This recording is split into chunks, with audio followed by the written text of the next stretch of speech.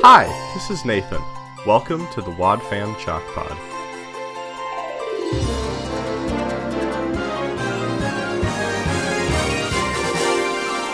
Oh, hi there. Welcome to the pod. I'm Dylan James Weaver, but most folks around here just call me Dylan. Why don't you get the whole family together and join us for another exciting episode of the Wad Fam Chalk Pod. And then people will ask me, I'm like, oh, you kind of came up with it. Because as we established in last week's teaser, I'd like to take people's jokes. Or just tell them. I'll give citation. I guess you'll have to wait a few years before he can drive it. You get that one? No. That is a citation joke from an episode of Adventures in Odyssey. Oh my gosh!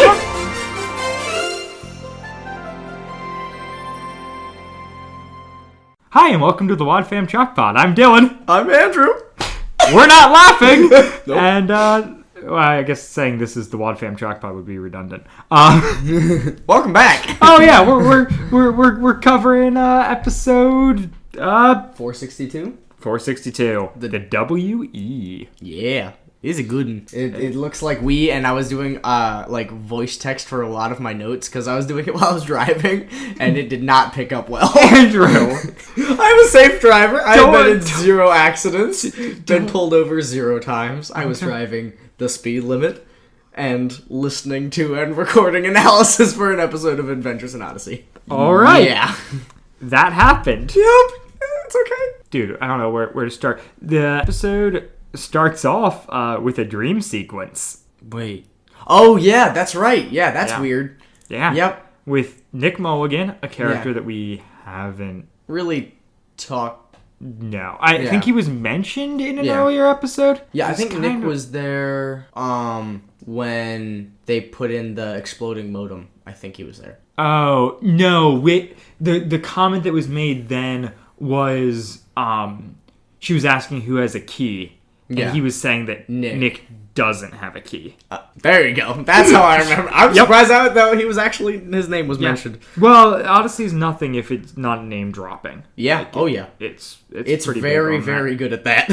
No, I don't know. He's older than Connie? I always thought he was younger. Okay. I always thought, Connie was, at this point, what, in her 20s? Young 20s, and he was, He's not in school anymore, though, I didn't think. Yeah, I think he's, 18 in my mind. Okay. Yeah, that kind of makes sense. And he's, I don't know, weird skater, rock, I guess. hoodlum, punk. Stereotype. Yeah. Trope. Yeah, and he's not a Christian? No, I don't think he is at this point. I don't really remember much of his story as far as faith is concerned. Yeah, I don't know how many I hate to say Nicks... he eventually comes around, but I don't know that that's the case. But I'm sure he does. Yeah, you kind of think the show would, but I actually don't know if he does or not. I don't think he's still around in current episodes, but I don't listen to it. Not. Yeah, I mean, he's definitely not in the Green Ring or anything like that. Yeah, I don't know. Yeah, I feel like he just kind of drops off. That's he terrifying. But he doesn't have the big turning point that Eugene has. He's just kind of, I don't know. He's always playing I could be wrong, and hardcore Adventures in Odyssey fans, harder core than the guys who are running the podcast, call us out on it. I don't know that he I can't think of any storylines that he is the centerpiece of. Right. I don't think so. I really don't. Not that I can remember that. Yeah, he maybe has one, but he might be not the main character, but a really key character in one of the younger kids. For some reason, I feel like he's at some point some sort of a corrupting influence on one of them or something. Oh yeah, yeah. I kind of know what you're talking about. I'm grabbing at straws here, but I feel like that's a thing that happens at some point. But sorry, rewind. Grabbing at straws. Grasping at straws. Grasping at straw. Grabbing at straws. You're grasping it hey. Yeah. That's why it's hard. Yeah. Grabbing straws. Grabbing at straws. That's how the Andor Sabo does it. Basically. Yeah, so there's a weird dream sequence. Weird dream sequence where he is a rock star on stage, performing a song called "Rotting in the Prison of Love," which I, as a kid, thought that was an actual song. Wow. Yeah. Young, naive.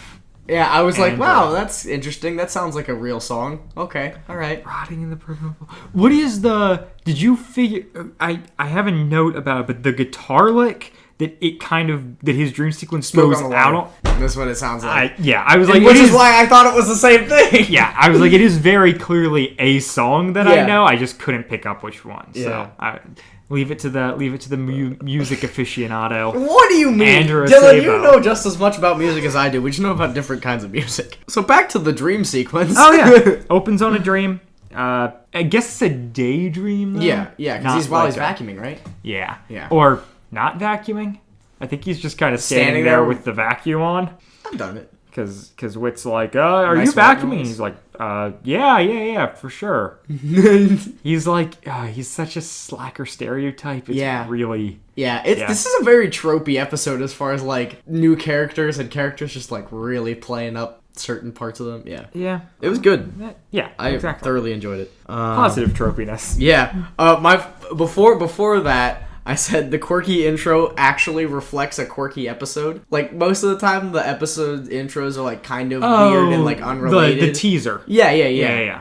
And this time, it was like, this is kind of a weird episode as far as that. No, it was an episode. Like, so I have so many notes in here that are just Nick quotes. Yeah. Because he was a joke machine in this episode. Yeah. And it was really, really delightful. Yeah, I really like this episode a lot, actually. And this was like one that I have listened to a bunch, so like following through, like, oh yeah, that's when this starts happening. Yeah, kind of the pitch of the episode is everyone has abandoned Wits End to go hang out at the Novacom Kids Center? Yeah. Yeah, it doesn't have a catchy name just because, I don't know, I feel they're like the bad guys. Right. They can't have catchy names. So and then all the kids are going to the Novacom Kids Center, and Wit's stressed out because none of them are coming to Wits End. Mm-hmm. And so he's trying to figure that out. Like, he's worried that he's not cool anymore. Yeah. Which, also, he says this ice cream is going to go bad. It takes a long time for ice cream to go bad. Uh-huh. Which... Yeah. No, I didn't even pick up on that, but you're 100% right. And, like... Ice cream doesn't... It gets freezer burnt, I guess. But, like, considering he said it was just a slow week, which also, he flips out because it's a slow week. It's like what kind of small business is this? Has Wits End never had any competition in the past? Have they been nonstop business bustling after school since they opened? Yeah, well, and like also, what happens during school? Because they're not open late at night, and they're presumably open in the mornings, but who's there? Yeah, I always kind of just pictured, like, Whit working on inventions, Whit and Eugene working on inventions, Connie and Nick cleaning? I don't know. I guess. Bernard washing windows? Yeah, it's just like this, like, and then it's like, it's 1 week! Yeah, it's been. It's been a week, and so the ice cream's going bad. Ice cream's going bad. Kids aren't there. Whit asks Nick what the deal is, and Nick's like, Novacom's great. Wits End is like donuts that are 5 days old. Oof, that's close to home. Yeah, Wit's like, hit me with your best shot, and he's like, you're like donuts that are 5 days old, and Wit's like, ooh, that actually cut deep. Yeah, he was like, ow. Paraphrasing, but he's legitimately like, you don't have to be like that honest. Yeah, you could have minced a little bit. Yeah. No. Yeah. I completely missed that. I know I've heard it before, but I completely did not pick up on that. The other thing that kills me, and this is kind of sad as it's faded out. So Connie comes in, she takes over at Wits End, and they're going over to the Novacom Kids Center. Why is there not a better name? I think that's just what it's called. I know it is. Yeah. But it's really cumbersome. Yeah, it really is. They're going over to The Bad Place. Coming soon to Satan. Fox. Some counter programming. So as they're walking away, Wit's like, hey, Nick, you want to come along? He's like, or you could, and Nick's kind of like, he's like, or you could stay here and be bored. And Nick's like, oh, yeah, I'll come along. And then as he's walking out, he mumbles. I don't know if you catch this, but he mumbles, my doctor did say I wasn't getting enough boredom. Yep, yes, I did catch that. Yeah. What a bananas line. Yeah. My doctor did say I'm getting enough boredom. Oh my gosh. You weren't getting enough boredom? Is that... what does that even... I don't know. But if he's going there, wouldn't it be less boring? Isn't he going to the not boring place? Yeah. Wasn't getting enough...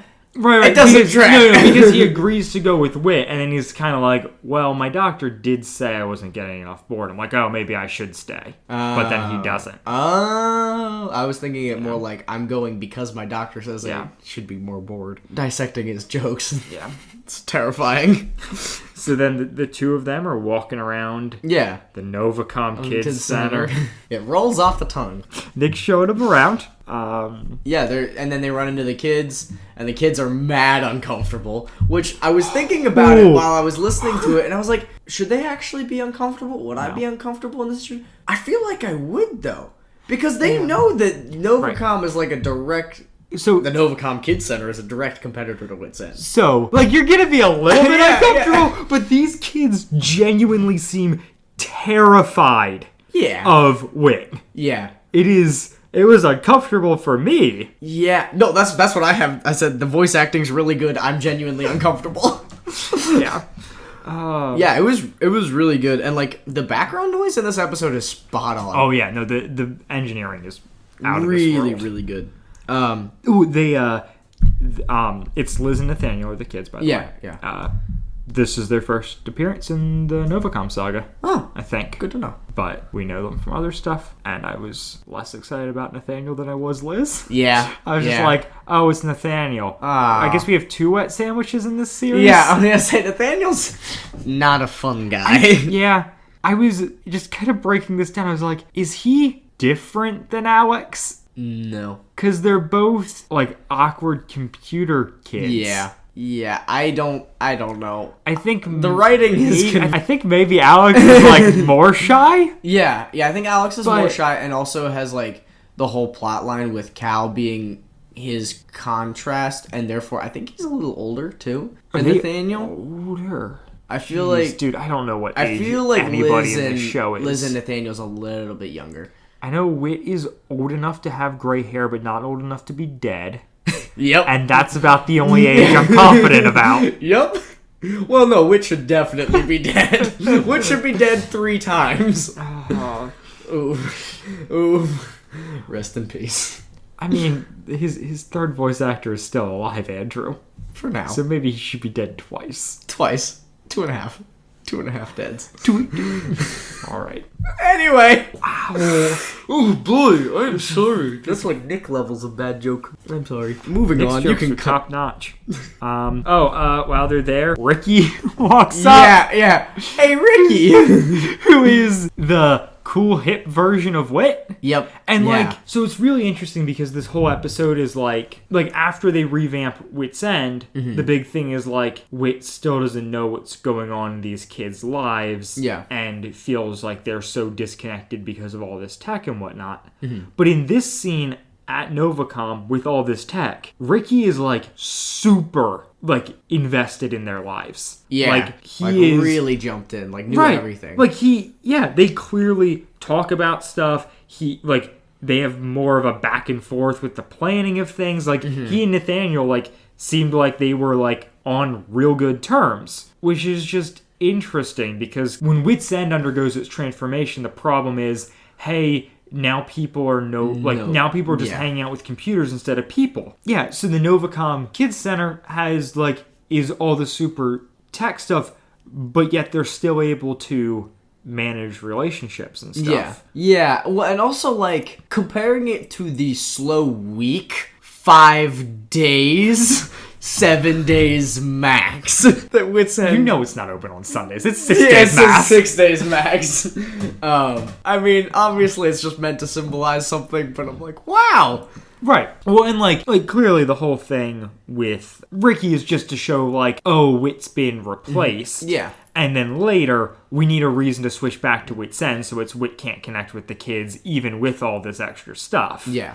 But, yeah, it doesn't seem... I don't know. It's kind of incongruous when you break it down. Mm-hmm. Well, and then so that happens. Super awkward encounter. Then they leave, and Wit goes to Tom's orchard. Wit walks to Tom's orchard. Oh. Let us be clear. He says to Nick, you head back for a while. I'm going to go on a walk. Cut to him up in a ladder picking apples in Tom's orchard. That can't be a quick walk. No, I'm thinking minimum 2 or 3 miles. Yeah. That's a long walk. And then he's like, apple picking time. Right.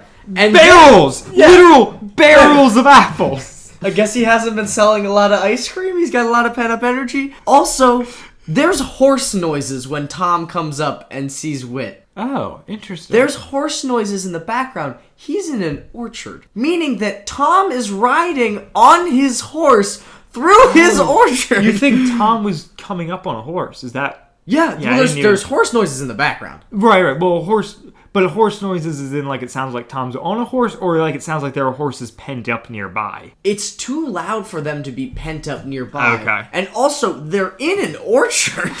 Like... Yeah, well, you don't need a ladder if you're on a horse. Yeah, I guess. I mean, they didn't make a point to point it out. Like, to, go as far to say that he's on a horse, but I think he's on a horse. I think Tom's just strolling through his apple orchard on a horse. Tom Riley is the best friend. He really is. He's such a good character. So good. Yeah, and he calls Wit on his crap and okay, I really like this episode because you get to see Wit's humane side and he's insecure. Wit makes a mistake in this episode. Yeah. The biggest criticism I've had so far of the Nova saga is not play into this episode, and I loved that so much. Yeah. Oh my goodness, for sure. This episode, the more that I think about it, is beautifully constructed in that it's somehow very lighthearted, very much drives home one particular point, and also plays directly into the plot of the larger narrative. It checks all the boxes that most episodes only check 1 or 2. Right. Yeah, I kind of ended this, and we'll get to it eventually, but my kind of ending summary was this managed to move the plot along in good ways and still have a moral grounding, which the episodes seem to be either one or the other. Yeah, oh my goodness, up to this point it's been plot very much or direct parable. Yeah. And this one's managed to find a middle ground, which I really appreciated. Yeah. But although, you get to see Wit's humane side, which is really cool, and you get to see that he is... It's a completely different side from what's been shown previously in the series, in that Wit is not brooding. He's he's just very insecure, reevaluating, oh man, this Novacom thing, this is starting to get closer to home. They're kicking me out of town, sort of deal. Yeah, and Wit is really slow to open up though. Yeah, Tom takes some pretty much pride.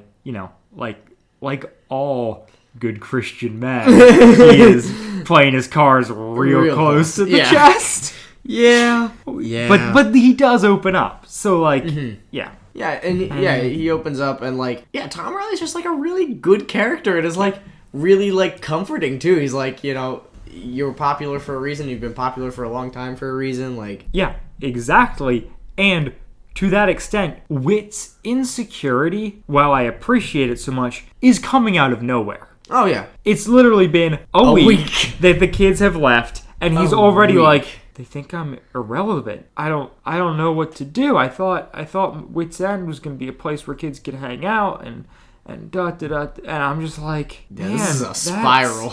Yeah. Yeah, so they have this really good conversation. Wit is finally becoming more reasonable. He decides he's going to talk to the kids and see what they want.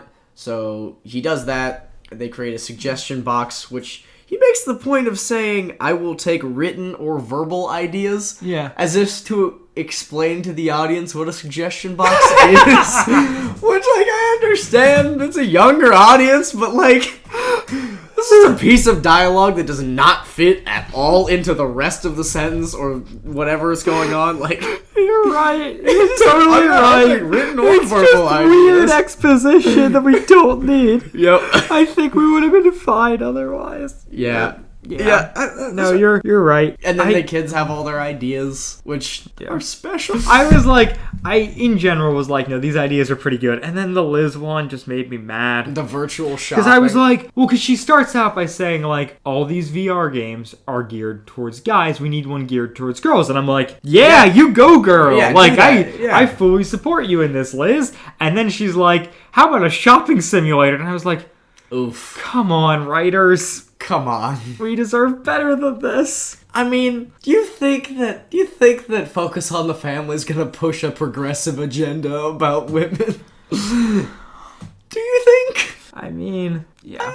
There are worse things she could have said. Oh, for sure. For sure. Yeah. But I was still a little bit offended where I was just like, you couldn't have come up with something that, like, better. Even more wasn't violent, but also was positive? Like even more, like, female-based stories. Like, it could be anything. It could be like an Amelia Earhart simulator or something like that. Which I realize now is just flying a plane for a very long time. And then disappearing. Aliens? I think we found our unrelated teaser. Yeah, that made me sad. And then, like, some of them were pretty good. And the whole bit with so kids have shorter attention spans now and stuff like that. It was. I mean, again, it feels a little kind of tropey. No, I was like, that's so funny that that's something we were worried about 20 years ago. Yeah. Because now we're worried about, man, these adults seem to have short attention spans. Wow, these kids and adults and pretty much everybody. Because the kids 20 years ago are now adults. Yeah, there's some direct callbacks that are between, 2000s culture and 2018 culture. It's very uncomfortable. It's very, very uncomfortable.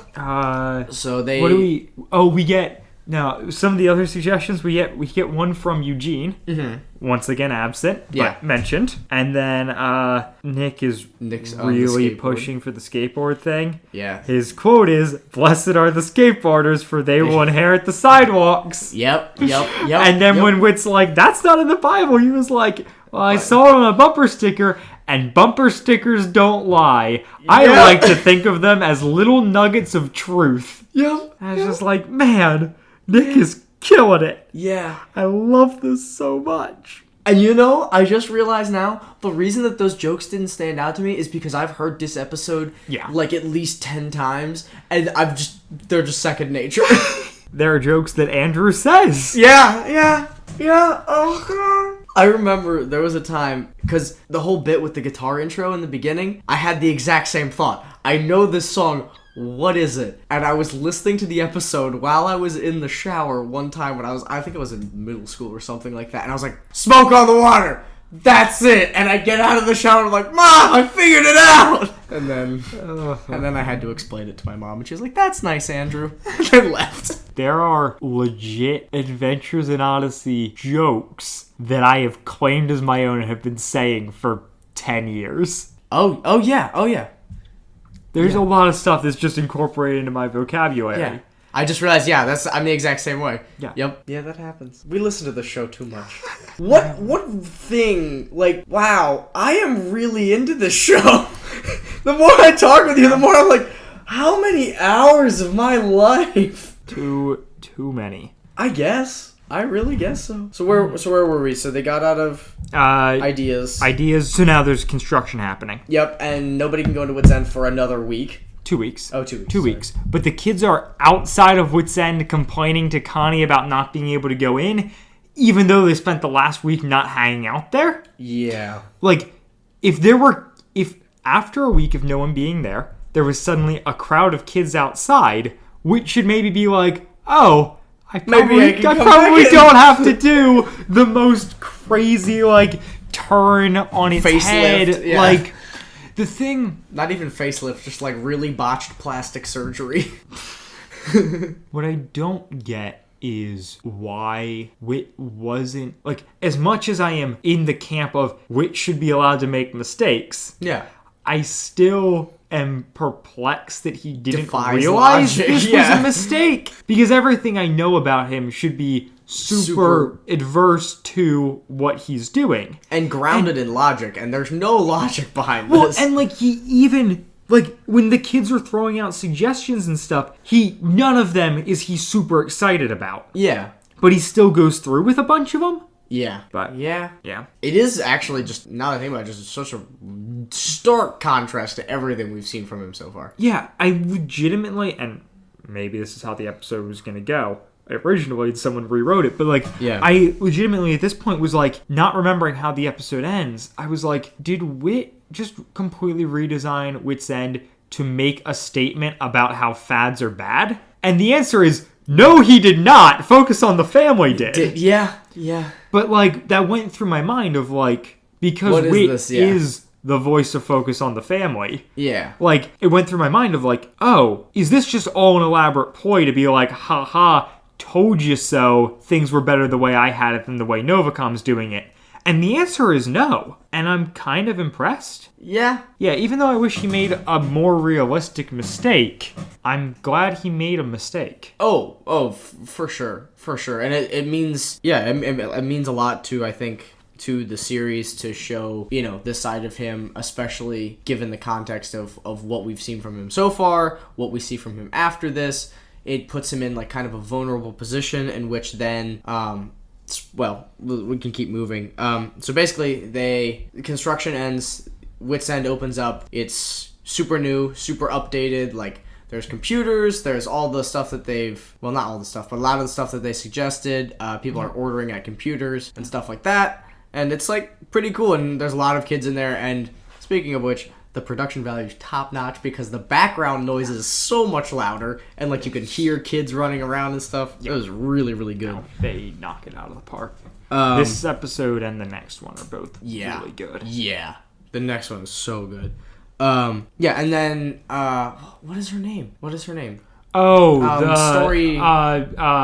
Mary? Yeah, Mary's story. Mary Hopkins. Yeah. Mary Hopkins shows up.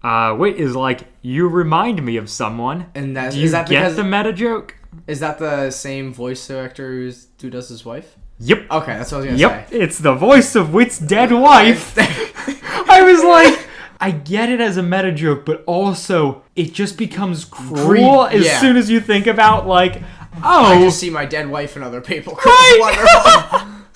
A new person walks in and I'm like, you remind me of my dead wife. I'm like, that's so dark. Yeah, and then she's like, I've got a business opportunity for you. Yeah. Which is cool.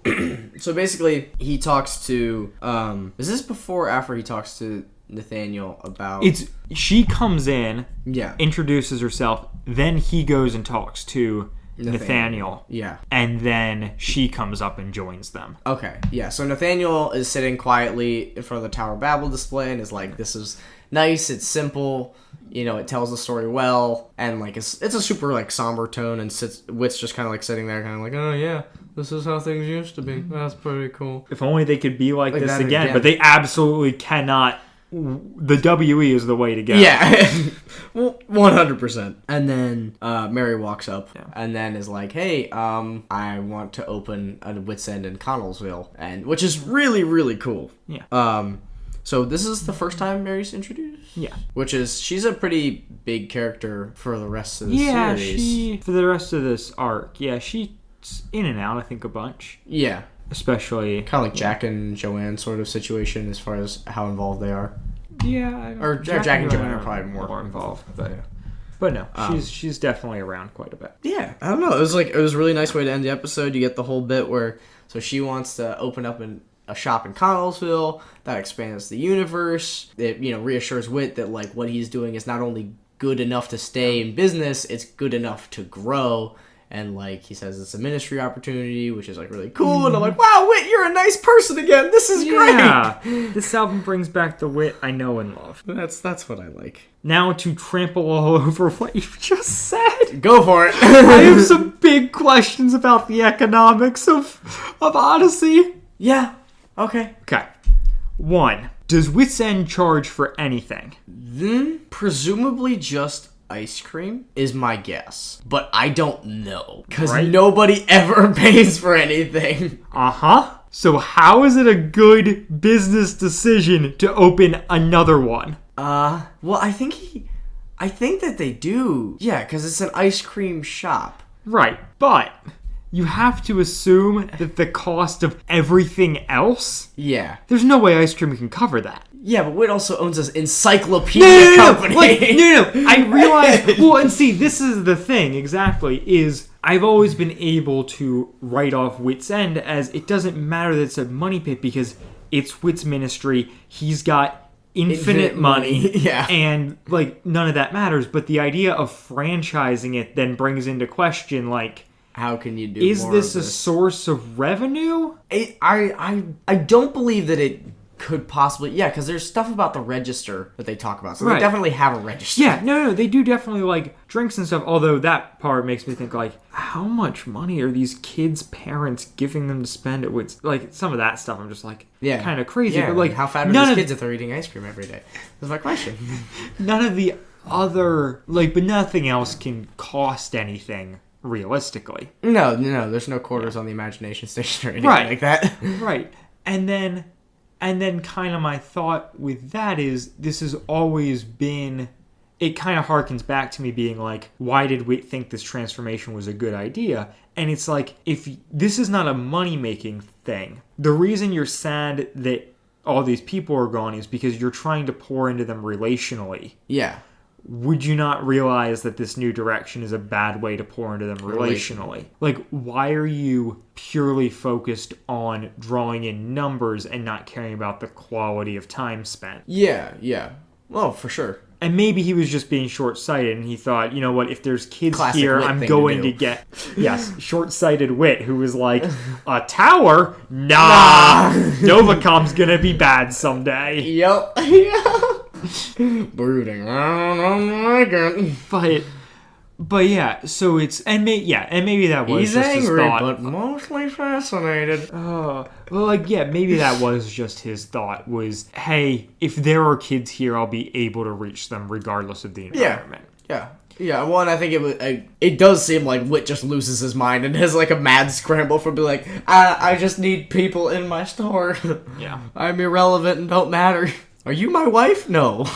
It's so sad. dark. It's so dark. But yeah, then my kind of like offshoot of the, okay, so Wits End's income, whatever. Then the Novacom Kids Center? Yeah. I paused to think about it because the name isn't Really? there. Nope. But yeah, like, are they charging for... Like, they've got to be charging for all of their arcade stuff. Yeah, for sure. It's all arcades and... Yeah.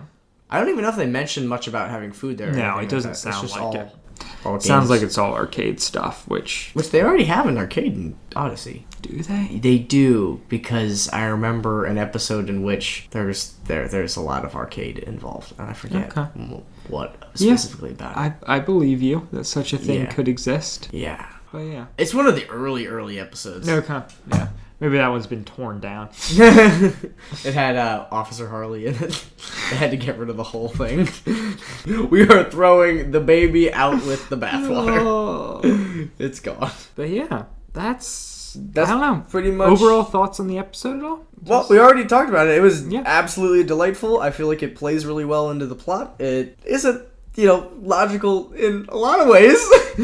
Financially and also chronologically. Don't know how old anybody is. Again, makes it Yeah, hard to understand, but... But that's not a problem with this episode. That's a problem with Adventures in Odyssey. And a show that's been on the air for 30 years? Yeah, it was like 85? Yeah. I remember I was still watching it I was still listening to it when the 25th was like a big deal. Oh, yeah. You would go crazy trying to plot everything out timeline-wise and figure out ages. But it's not that big a deal. You just have to know who's a kid, who's an adult, and who's in between. Yeah, and who's an old person and who's a younger adult. Right. And by that I mean there's parents and there's Wit and... Right. And that's it. Right. Is there really any, non-parent adult? Other than What? Bernard. Yeah. Tom. Yeah, but didn't Bernard have kids? No. And is Bernard even married? Yeah. Fact check us, super fans. Please and thank you. Anything to add? Nothing more about the episode. I've got a couple closing remarks that I wanted to make, but one is I just wanted to shout out Johnny, who is the first person who is not someone who makes this show to favorite this show on Anchor. There you go. So thanks, Johnny. Whoever you are, Johnny, I really appreciate you. Yeah. Because currently it's just us. You, me, and Nathan. Yep. So. Yeah, I'll probably throw this episode up on the subreddit. Oh, yeah. And this will be the first episode that comes out after we get promoted on Good Christian Fans. Okay. So. That's awesome. So. That's cool. Hi, guys. Yeah. So if we're going to blow up. All the Adventures in Odyssey fame's going to start going to our heads. Yeah. So, thank you all for listening, and roll outro. WODFAM Chalk Pod is a presentation of the Lidditz Podcast Cooperative. This show is a fan podcast and has no official affiliation with Adventures in Odyssey or Focus on the Family. As such, the copyright is ours under Creative Commons. Follow the podcast at WODFAMChalkPod on Twitter and Instagram, or email us at wadfamchalkpod@gmail.com.